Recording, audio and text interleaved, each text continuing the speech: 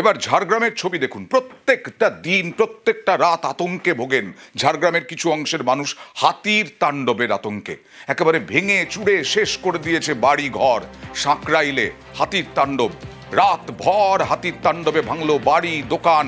গ্রামে ঢুকে দাপাদাপি 12টি হাতির আতঙ্কে বাড়ি ছেড়ে পালিয়েছেন বাসিন্দারা।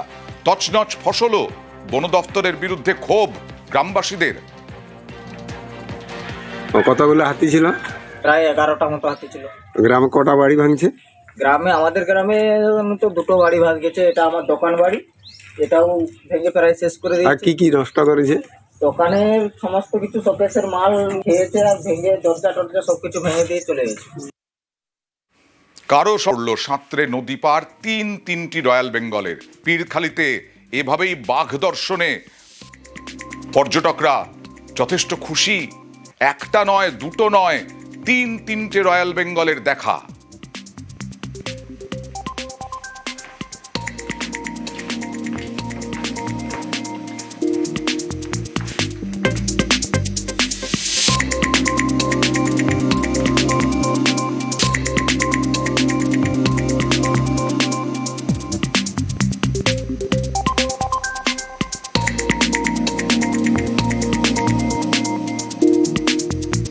নদী পেরোচ্ছে রয়্যাল বেঙ্গল, পর্যটকদের ক্যামেরায় ধরা পড়ল।